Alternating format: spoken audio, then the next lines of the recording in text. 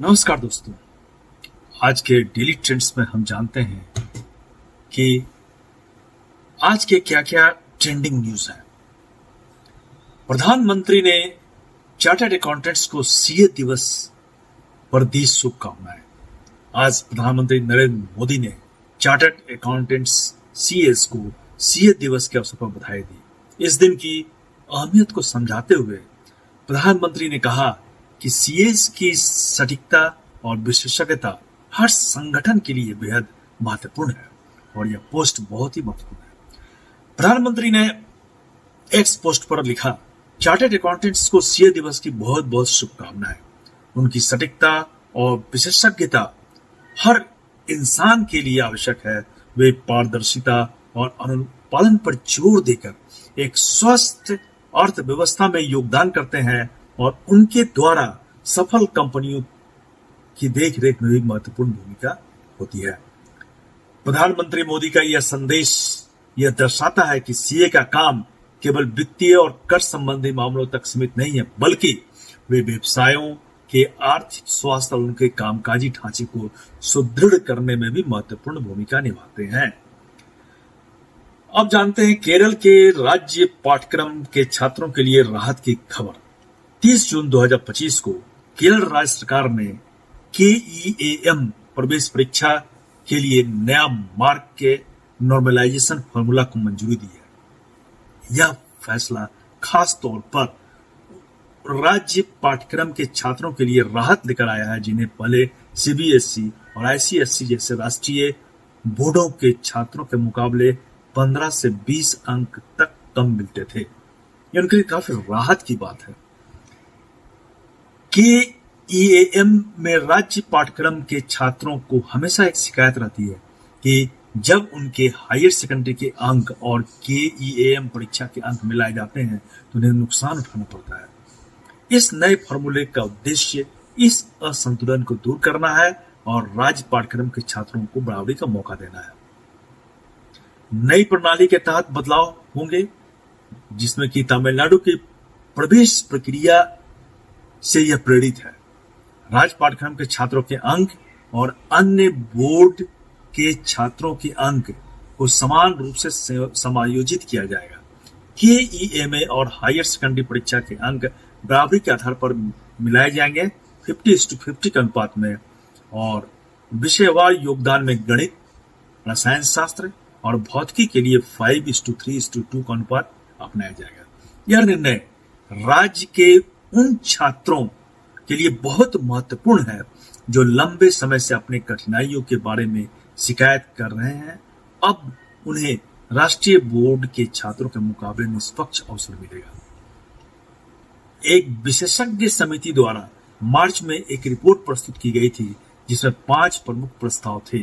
उनमें एक प्रस्ताव को केरल प्रवेश परीक्षा के आयोग द्वारा अनुशंसा किए जाने के बाद मंजूरी दी गई है। यह समिति प्रमुख सांख्यिकीकारों और शैक्षिक विशेषज्ञों से मिलकर बनाई गई थी, जिन्होंने इस प्रक्रिया के तहत सुधार करने के लिए कई महत्वपूर्ण सुझाव दिए।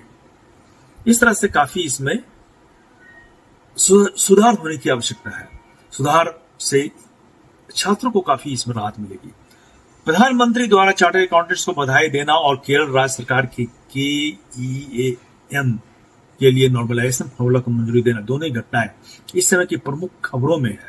जहां एक ओर सीए दिवस पर प्रधानमंत्री का संदेश भारतीय अर्थव्यवस्था में सीएस की महत्वपूर्ण भूमिका को उजागर करता है, और वही दूसरी ओर केईएएम नॉर्मलाइजेशन से राज्य के छात्रों को दी गई राहत शिक्षा के क्षेत्र में एक महत्वपूर्ण सुधार का प्रतीक है। इन दोनों घटनाओं से साफ झलकता है कि सरकार न केवल व्यावसायिक और शैक्षणिक क्षेत्र में सुधार की दिशा में काम कर रही है, बल्कि यह भी सुनिश्चित कर रही है कि समानता और निष्पक्षता का पालन हर क्षेत्र में हो। यह काफी आवश्यक है और इस समानता से छात्रों को मनोबल मिलेगा और छात्र जो है बेहतर कर सकेंगे। 1 जुलाई 2025 सर्जे मिलिकोविच साविक, जो एक सऊदी प्रो लीग में अल हिलाल के लिए खेलते हैं, ने मैनचेस्टर सिटी के खिलाफ फीफा क्लब वर्ल्ड कप में उनकी शानदार जीत के बाद सऊदी अरब फुटबॉल को लेकर हो रही आलोचनाओं पर करारा जवाब दिया है। मिलिकोविच साविक ने कहा है कि अब देखना है क्या वे हमें फिर आलोचना करेंगे। सर्वे मिलिकोविच साविक उन कई खिलाड़ियों में से एक है जिन्होंने सऊदी प्रो लीग में शामिल होने के लिए यूरोप छोड़ दिया, और जब सऊदी अरब के सार्वजनिक निवेश कोष PIF ने इसमें बड़े निवेश किए, इस बदलाव पर कई बार आरोप लगाया गया कि खिलाड़ी पैसों के पीछे दौड़े हैं, न कि उच्चतम स्तर पर खेलने के लिए। लेकिन अब हिलाल की मैनचेस्टर सिटी पर 4-3 से ऐतिहासिक जीत ने इस आलोचना को ध्वस्त कर दिया है। मिलिनकोविच साविक ने अपनी प्रतिक्रिया में कहा कि हमने दिखा दिया कि यह केवल लीग के बारे में नहीं है जैसा वे कहते हैं। हमने रियल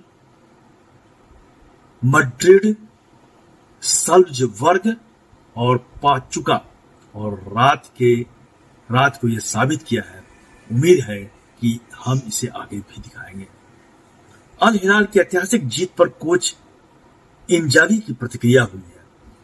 सिमोन इंजागी, जो इंटर मिलान से सऊदी अरब अल हिलाल में आए हैं, ने मैनचेस्टर सिटी के खिलाफ इस ऐतिहासिक जीत के बाद कहा, यह जीत हमारे खिलाड़ियों के लिए के दिल और मेहनत की वजह से संभव हो पाई है। उन्होंने यह भी बताया टीम को इस मैच में विशेष प्रदर्शन करना था, क्योंकि मैनचेस्टर सिटी जैसी ताकतवर टीम को हराना किसी पर्वत पर चढ़ने जैसा था। इंजागी ने कहा कि हम जानते थे कि हमें बिना ऑक्सीजन के माउंट एवरेस्ट पर चढ़ना होगा।